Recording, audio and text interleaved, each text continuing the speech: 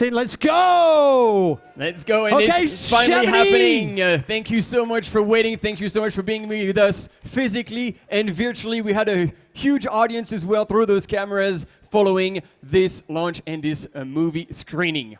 Yeah, so this has now become a North Face tradition because we're doing it for the second year. So we have the outdoor cinema here during UTMB, 20 years of UTMB here in the shadow of the freshly snow-covered Mont Blanc. And we've also got our virtual audience this year. So we're going to be sharing one of our athlete stories this afternoon, and not just any old athlete. So, oh yeah, I need my phone, Martin. Yes, exactly. We're not going to be checking messages, but we want to make sure we have those names right. And I'm sure some of you will realize who we're talking about. I think it starts with you. Yeah, so we're talking about 20 years of UTMB, and across those 20 years, there have been 12 individual female champions that have managed to circumvent the UTMB course and come in first place under the finishing arch here at UTMB. We go back to 2003, the American athlete Chrissy Mole. And then he was followed by a French athlete, Colette Bourcard. Thank you, Martin. I couldn't have done that any justice whatsoever. And then the 5 times champion from the UK, Lizzie Hawker. Yes, absolute legend. And then it's followed by one woman that was scaring a whole lot of men back then, Karine Herry. Yeah, Karine with Team La Fuma all those years ago. Yeah, so, and then the second U.S. athlete to come across there, female athlete, Nikki Kimball. Yeah, I remember that one. Yes, indeed. And then followed, I will say that one even though that's in English, but Rory Bozio, who had a couple of wins here. Yeah, and Rory was very influential in making sure that there are now 10 female as well as 10 males on the podium. So Rory was that equality champion. Following year, the winner, another French athlete, Nathalie Morclair. How did that sound, Martin? Right. Okay, you got that one right. Hey. I'm going to take the next one, though, because then it's another French woman, Caroline Chavreau. Oh, very good. Yeah, so Caroline, and also Caroline is one of the 6 legends, the former winners, who will be doing the relay race this year. So they will be splitting the full course of the UTMB into 6. So Chrissy Mole will be starting off team number 20 at the start line on Friday evening. Our next winner, the first female Spanish runner, Nuria Picas, another winner at UTMB. Yeah, what a year it had been with Nuria. She was being chased really hard on the last kilometers, but she still managed to hold on to that win. And then it was followed by Francesca Canepa from Italy, who had come storming and managed to win that edition of UTMB, and followed by... Exactly. So we were talking about UTMB legends. She will be back again this year on the start line, attempting the Triple Crown. So the winner, former winner of UTMB from the United States, Courtney Dauwalter. Yes, indeed. And we talked actually earlier with Chrissy Mole. And Chrissy is the one and only athlete who has attempted and succeeded at racing in the same summer, Western States, Hard Rock, and UTMB. And so this is what, if some of you are following a little bit what's going on, what Courtney Dauwalter will be attempting this year. So it won't be a first, but it might be a first in terms of course records. Okay, so that just means we need to wrap it up with one more real life, and I ultra raced back in 2015, and it was just really exciting to meet her in person and think about the fact that I am maybe now hopefully bringing on that circle of inspiring other young women to continue in the sport. So this film is not super long, so hopefully everyone has long enough attention span.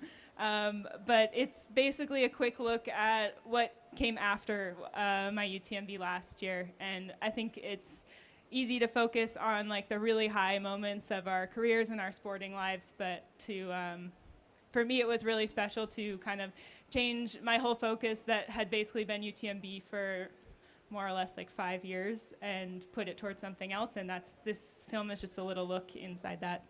So thanks for coming. Okay, so as they say,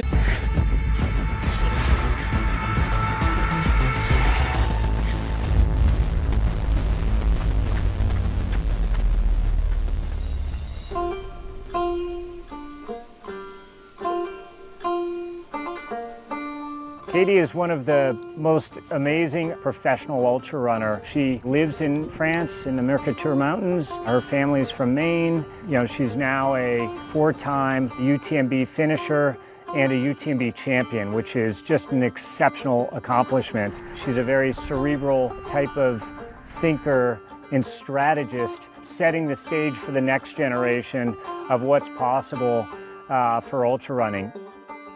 Katie really challenged herself to move to France with a totally different culture, and still was really able to push her training to the limit and find herself really into the trail running scene in Europe. What was interesting in Katie's preparation towards Western States is that she changed her way to train. She used to train more in the mountains, and she changed her training lifestyle to train more on rolling terrains. And I think that was a big commitment and a strong choice towards her goal.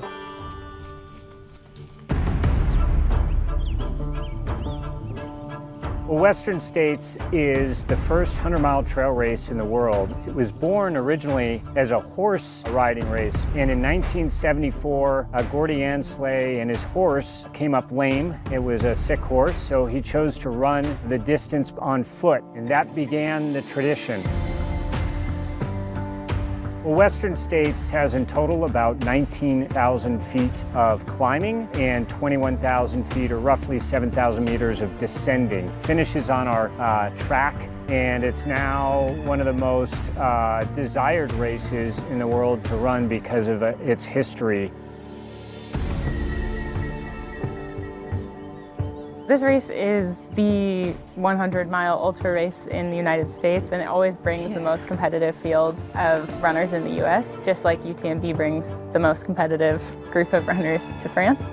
And so in my mind, those are the two most competitive races in the world for ultra running, and it's definitely my first big race in the U.S. Where is the runner check-in? Let me tell you, it's in a whole different place. Oh. Yeah. So just go down there, Okay. Just keep going, kind of keep to your right. The biggest change that my win at UTMB brought was just like this extra confidence in myself, because to know that I was able to do something like that for sure gives me a lot of confidence moving forward. But with that is also added pressure when I go to another race as being someone who won UTMB. Oui, non. Bah, généralement, ouais. Non, c'est l'inverse. Il a déjà gagné, c'est bon. On est bon.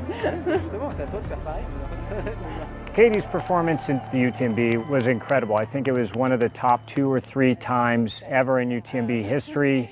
It was just an absolute fantastic race for her in 2022.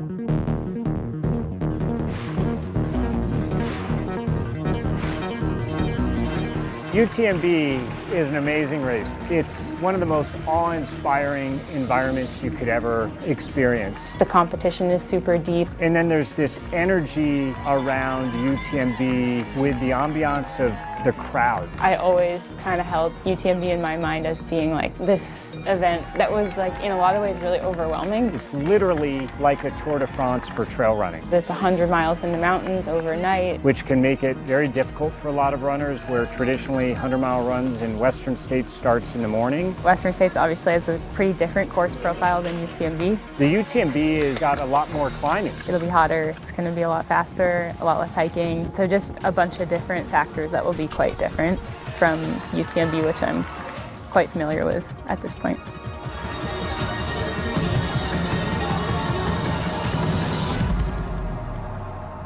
And then how do you like it tied on? So I was using a hair elastic.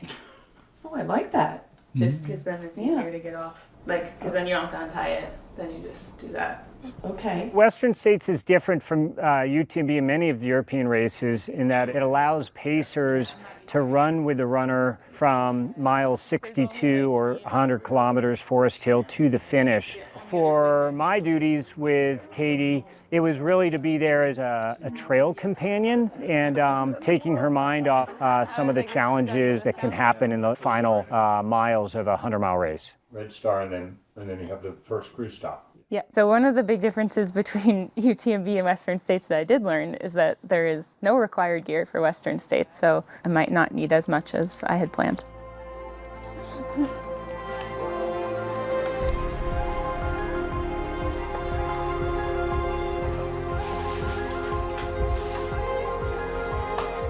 I'm feeling pretty good, but a little uncertain. But that's also what makes these kind of races fun, because we don't really know what's going to happen, and there's so many possibilities. I mean, my main goal is to really just enjoy my day, my first Western States.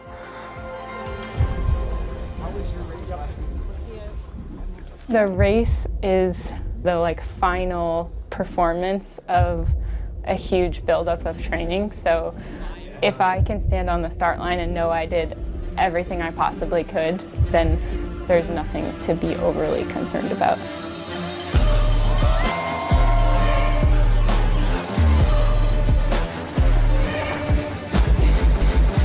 I didn't have any set plan. I just was gonna run based on how I felt completely and try not to make too many mistakes and kind of just run smart and enjoy the people that were along the course.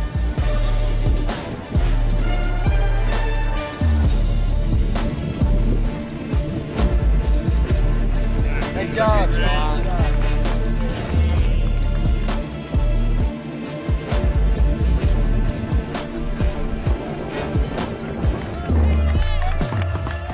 I think the biggest challenge in ultras is always just getting to that point where it becomes really difficult, and then just to keep pushing through that and to just kind of keep holding on and convince yourself that it will get better and that you can get through those really hard times.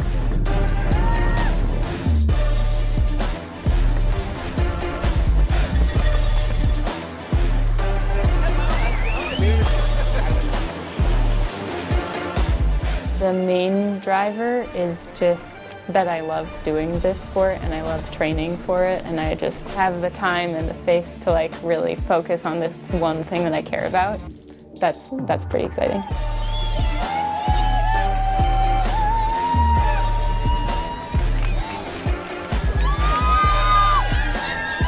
When I finally saw I made it, I was just so happy, relieved, because I had just been thinking about getting there under 16:47 for the last hour. And at least for me, every ultra, the last few hours is just wow, I can't wait to sit down in a chair and just be able to not be running anymore. 16:42.44, about 4 minutes into Greenwood's 2012 record. Second fastest female performance in the history of the race. You did it. Congratulations. Do you want a jacket or anything? It was really fun to have my family here. This is their first time at one of my races, and they're much more disconnected from the sport than most people I interact with, so it was pretty special.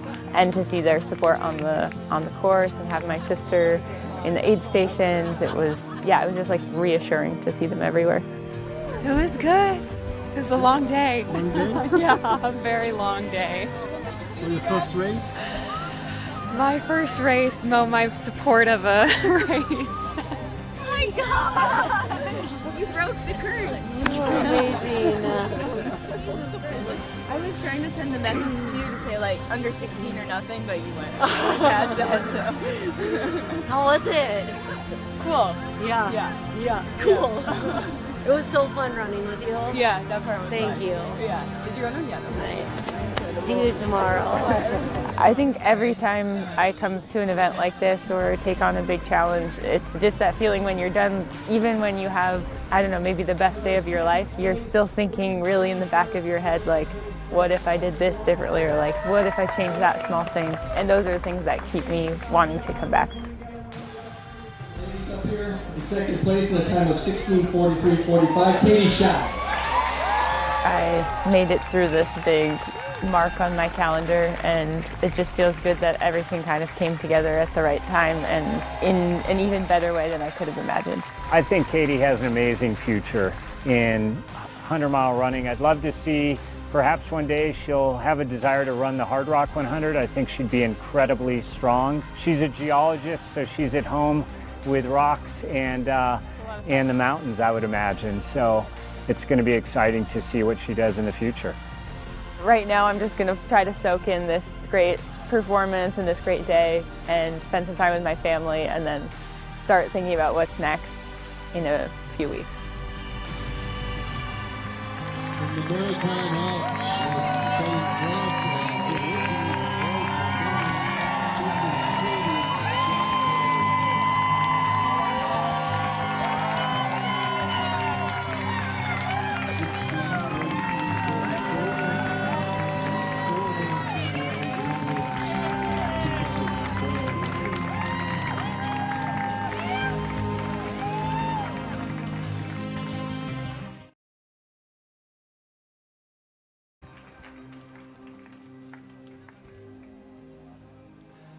So I said, Katie, do you want to stand up or sit down for the conversation with the audience?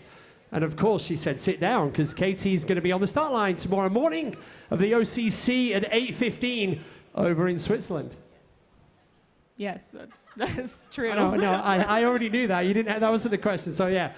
So Katie, so everyone in the audience, also at home, we're going to give you the opportunity shortly to ask Katie some questions. So your chance. But before then, Martin and I, we had a couple of preloaded questions, right, Martin?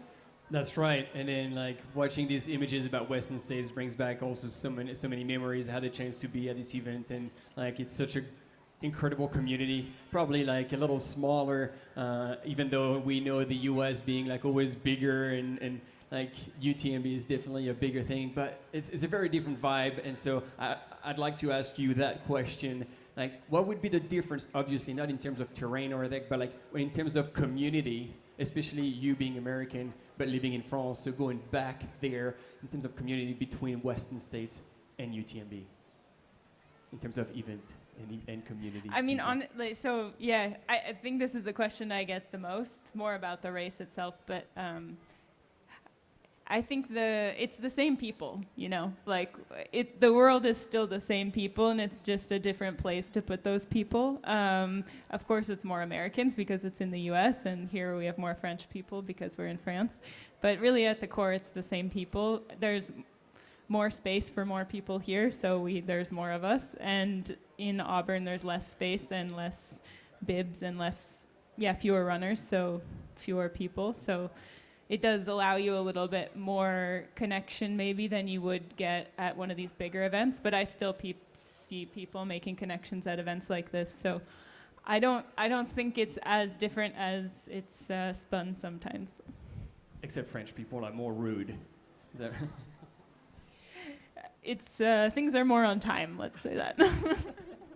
So Katie, maybe Martin's already, so we're going to see how many questions we can ask you that everybody normally asks you, okay? So at the end of the film, you already said that there was maybe a couple of things that you learned from the race, and I think everyone can relate to this as well in terms of whatever you do, invariably you always come back and learn something for next time. So you said at the end of the film, you learned a couple of things to go forward with. So would you like to share at least one of those?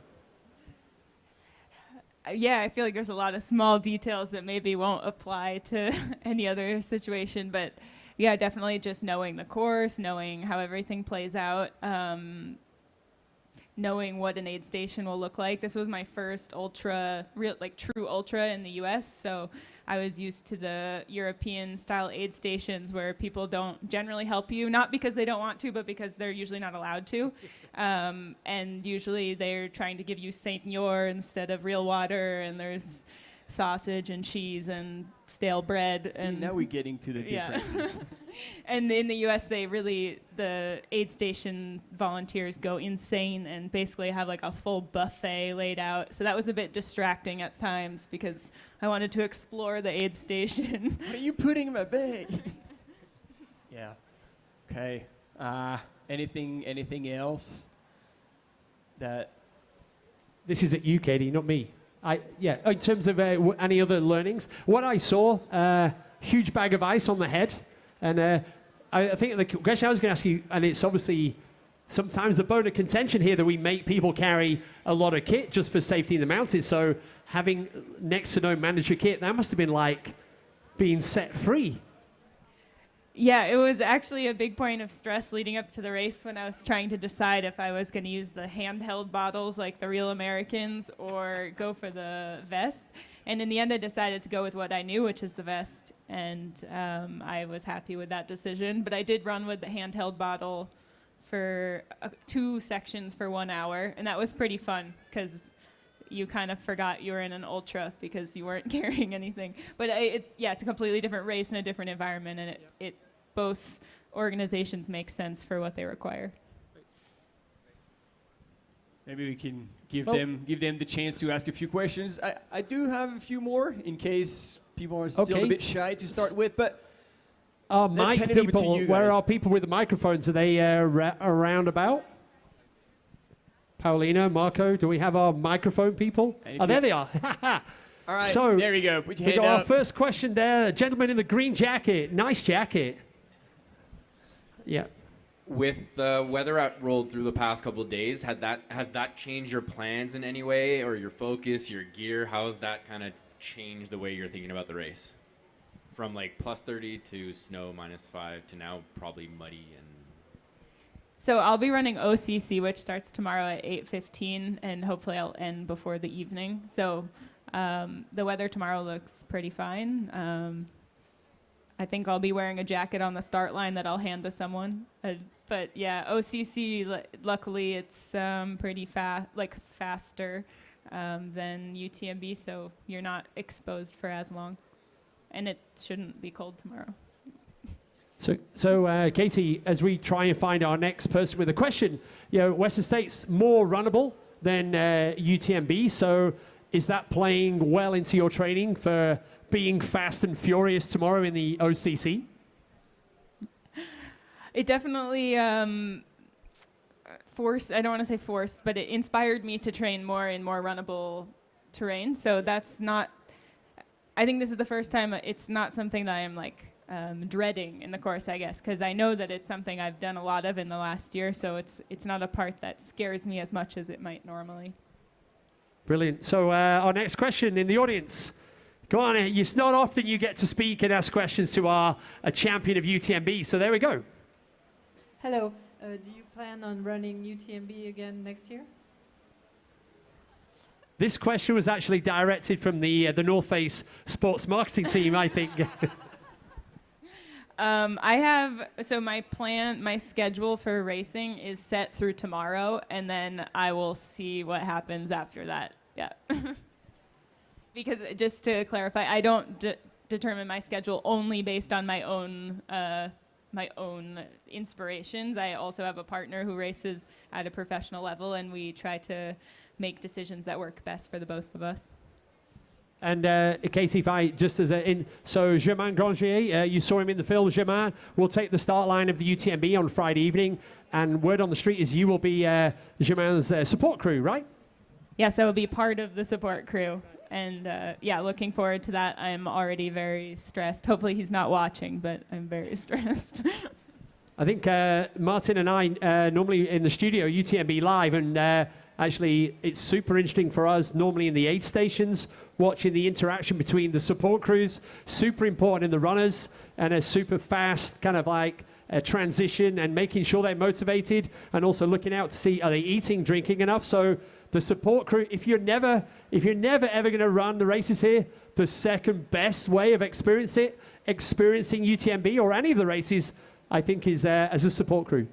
It is indeed, and for those who have done it and also run races, they know that it is more stressful. So it is indeed the second best way to experience it because you don't get to run, but you get like to stay up all night. You get the stress because you cannot stuff it for the runner. So I'm putting pressure on you for Germain, but one piece of advice that I got from Corinne Malcolm, who is a veteran of running and ultra running, she says, a crew must be efficient but not rushed. And it's that fine line between the two where you kind of stay still, you just do like the duck. it's like happy and calm over, and then you pedal super hard on the water. So I'm sure you'll do well. You guys are an awesome team. So yeah, well, I mean, certainly we're looking forward to seeing you race, and then Germain. And for once, you two will be in the same location because like he was racing Mont Blanc 90K while you were out in the U.S. and then doing your own thing at Western States. So good news, Katie. We have another question here. And our audience at home, you're also welcome. We have our team in the corner here. So if anybody's got a question, you want to do an anonymous question, we also can take the questions from home. Hi, good luck tomorrow. And what do you like to do when you're not running, whether that be cross-training or something that you're interested in? Yeah, that's a great question. Well, in terms of other sporting activities, in the winter we ski because we live in the Alps, so there's snow on everything in the winter. And yeah, besides skiing and running and sometimes biking and other outdoor activities that I do less competitively, I like reading and baking, and also just like sitting and doing nothing is nice sometimes too. Watching movies, flicks, binging, normal people things. So Martin, you noticed that we never got that. Katie said that was a good question. So we didn't actually get that from Katie. So we need to try harder. So it's to encourage the yes, the we're audience encouraging you to do better questions than Martin and myself. You'll do a better job. So we got a question out. Oh, actually two. Yeah. Hi, Katie. I have a question for you. You mentioned in the movie that you always have those low moments or challenging moments during a very long race. How do you usually tackle that, and do you have any suggestions for us? That's a good question, right? That is a good question. Yeah, I think one thing that has helped me a lot that I've learned over the last few years is just to know that you're going to have that helps a lot, so that when you get to the point where you're like, oh wow, this is really hard, it's not a surprise. It's like, oh yeah, I knew this was going to happen, and now it's happening. So then it doesn't throw you off as much because you're like, okay, yep, we're here. All right, now what am I going to do? Well, I can keep going forward, or I could go backwards. Well, forward seems like a better direction. So that's the point where you have to kind of you have to choose the strategy that works best for you. But I think that just getting to that point without being surprised is really important. And Jason Coop, is Jason your coach? Yes. Yes. Okay, no, that was a trick. I saw him in the audience yesterday. Jason was hosting a kind of a workshop at the North Face Cafe, and Jason was also talking about that kind of mindset, that positive thinking, and getting rid of negativity. And also, it's incredible how powerful the human body is. And sometimes it's the mind that kind of holds you back. So, yeah, the power of positive thinking, even in those darkest, lowest moments, and especially for those runners who are going to be doing the UTMB the second night, the middle of the night, you're hanging on for that sunrise. So, yeah, just hang on in there. And also that challenge of, if I don't finish this year, I've got to come back again. So hang in there, you runners, even in the pain cave that Corny talks about. Yeah, and I would say like also going into this, I mean, running 100 miles is no small feat, and knowing your why, like why you're going into this, is something you can hold on to if it is true to you, and not necessarily like external things like, oh, it's cool to do UTMB. Well, you need to have a much more personal, much deeper reason to do this, and then indeed, when you go through those moments, you hold on to this. Like, this is why I'm here. And if it resonates with you, it just keeps you going. It helps you keep that positive attitude and remember, indeed, why you're here, why you're going through this, and why you will come out the other end. Because those lows, they're here, they come, they will happen, but you get out of them. You do get out of them. So we have I can see at least one hand up in the audience. Speaking of mind and hard moments in the race, do you do any mental preparations before? Yeah, the past couple years I've worked with some mental coaches, which has helped a lot. But I don't follow like a, every day I sit for 10 minutes and do this. It's more just consulting with someone when I feel like I need a little more support, or just talking through things. So I think there's different ways to approach it. And some people like to have a regular, morning meditation or something. That's something I tried for like 2 days and could not continue doing. It was like stressing me out that I wasn't doing it. And then I really asked myself, like, do I really need this? And I was like, no. I'd prefer to just like think about something while I'm running or cooking or washing the dishes. And yeah, I think it's really individual what works for you, and you don't have to. Cool. UTMB, whole event. I Well, just did when I say UTMB, sorry, the whole trail running festival the coming to event, Chamonix yeah. for the week. I would yeah. say I have a lot of bad memories of UTMB itself, but that's my own fault, not anything on the organization. Brilliant. Come on, let's have some more questions for our champion, Katie Schide. We got someone at the back. Hi. As I am the new runner, and then I just wonder that how could you motivate yourself to wake up in the morning and training every day, like, you know, but everything is so hard, tired, sometimes you hurt, and then how could you motivate yourself? How do you deal with going into a race knowing you have an injury, not anything very significant, but having that on your mind? So, do you have some inside information? Yeah, I would never start a race actively injured. That would be my first advice. That's not a good idea, especially in ultra. You're just asking for a longer term injury. Before Western States, I had an injury, I think 6 weeks. I'd have to look at my calendar, maybe 6 weeks before the race. And so I was on the bike for like 4 or 5 days, and slowly, I say slowly, it was like maybe a few days came back to running again and was able to find some solutions to be able to run again. So honestly, at the start line of Western States, there was like this tiny bit of doubt because I'd had this injury before. But I knew that in all my big training runs, I had completed them successfully without like it being in pain. But yeah, if I still say like you shouldn't start an ultra with an injury, like period. But if there's some doubt that maybe something could come back that you've had in the past, then you have to accept that. And I knew if I got to 50K and it was hurting, I was going to stop. I'm not someone who finishes limping on crutches. Like, I'm not the person who's going to crawl across the finish line just to finish. Like, I really want to respect my body so that in a few years I can still be running and still enjoying the mountains. Good. So, Ricardo, Esther, I think we have a question from our virtual audience.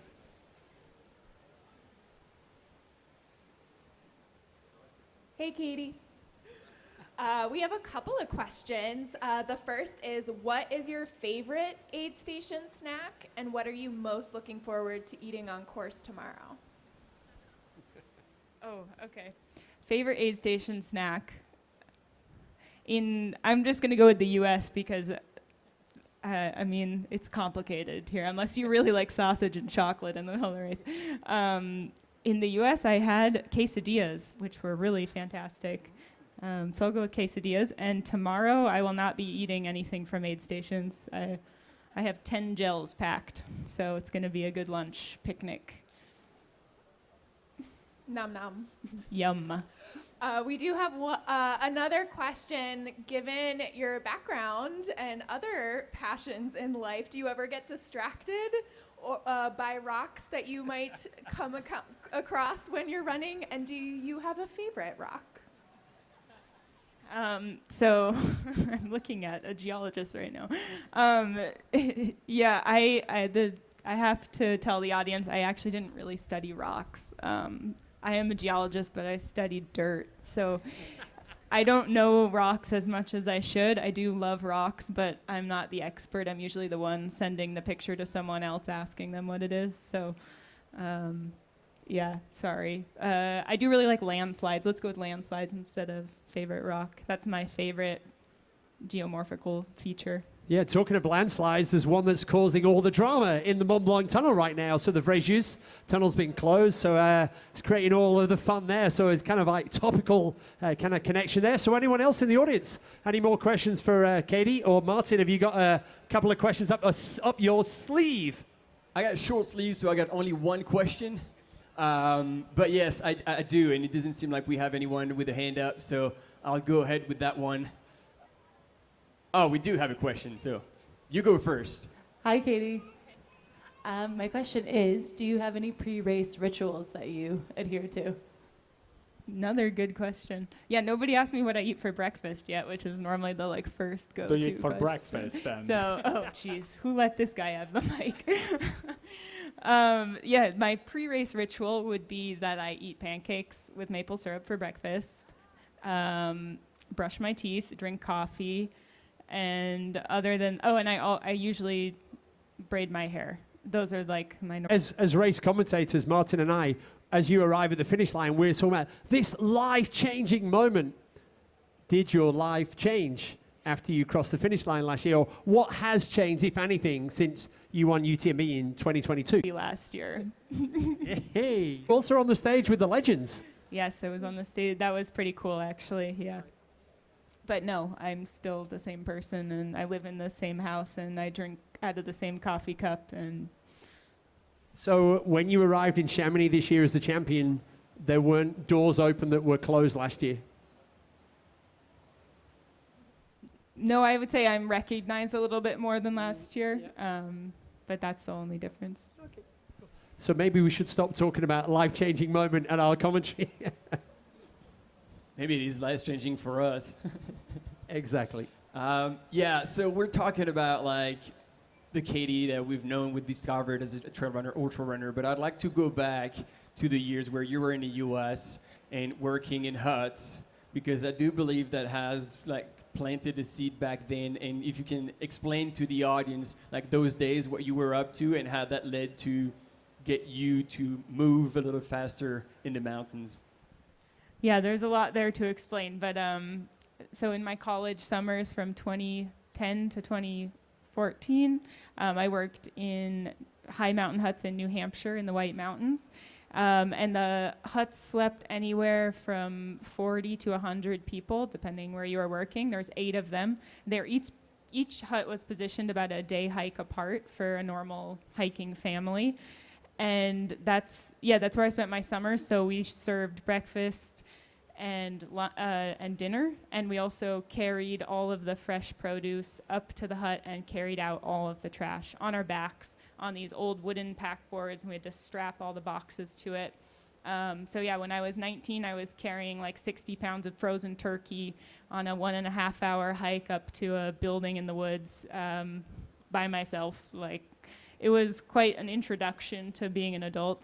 And actually the scarier thing, more than the physical labor, was the fact that I had to learn how to cook, not only for myself, but for 50 people each night. So we traded off who was in charge of cooking, and that person cooked for everybody. You got up at 5 and you weren't done until 9, and you made bread, you made soup, dessert, main course. And anyway, there was a lot that I learned in 1 week of working there. But the best part was that if you weren't cooking, you had the whole day off to do whatever you wanted from 9 to 5, and we would just hike between the huts and visit each other and have lunch or meet at a lake or something like that. But the trails were so technical that we never called what we were doing running, because you literally could not run even if you were in really good shape. You were just jumping between rocks.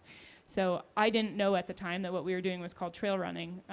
We just said we were going for a hike. But we did it really fast, because we would always play with the time, because we had to be back at 5. So we would be with our friends and be checking our watch, like, okay, I think I can make it back in an hour and 5 minutes to be back in time. And so we were always late and always running, but hiking fast. So that's when I learned about fast hiking, which I now call running. And yeah, I think the biggest thing is that there was a challenge at the end of most summers. A lot of us would try to go from the first hut to the last hut in the system. It's 50 miles, 75K. I'm not sure if I'm getting my metric right here. But yeah, the challenge was to do it in under 24 hours. And my first summer, I did it in exactly 24 hours. Barely made it to the end. The bottoms of my feet were bruised. I carried a backpack with a big camelback thing in it, and each hut would call the next one and say, okay, Katie's coming. She wants pancakes or, I don't know, grilled cheese or something. And you'd get there, hang out with your friends for 5-10 minutes, and then continue on. So yeah, when I was 19, I did that by myself in about 24 hours, which looking back is completely insane. because yeah, that I would almost say it's harder than UTMB because there's nobody out cheering for you. You're just like in mid. Different course tomorrow. Your footwear for tomorrow. Yeah, I've got a kind of a special shoe for tomorrow that I can't really talk too much about, but it's a little bit different than my UTMB and Western States shoe. Well, we're going to see it soon enough, right? Yeah, there's secrets inside. Ooh, yeah. So Jean-Marc and his magic team and all triangles, yeah. Okay, well, we look forward to that tomorrow. So without any further ado, so we're good with our audience at home. Thank you for the questions. Do we have another question? Oh, it's Adrian. No. All right. I think we're good. I think we should let Katie go. So, everyone, a huge round of applause. Oh, before the applause, I just wanted to say thanks to Matisse and Amboise who came to the U.S. and dealt with me pre-race, and I allowed them to film me brushing my teeth before the race, which, good job me. Like, that was a lot to ask, but they were really respectful and took wonderful images, so thanks to Matisse and Amboise. Woo! Okay, our audience, a huge thank you. Our 2022 UTMB champion, soon to be out on the course tomorrow morning. So we wish you all a great week here at UTMB. And if you're not here, we can't wait to see you all on UTMB Live. Martin and myself, Katie Schide, thank you very, very much. Yeah! Woo! Thanks, everyone.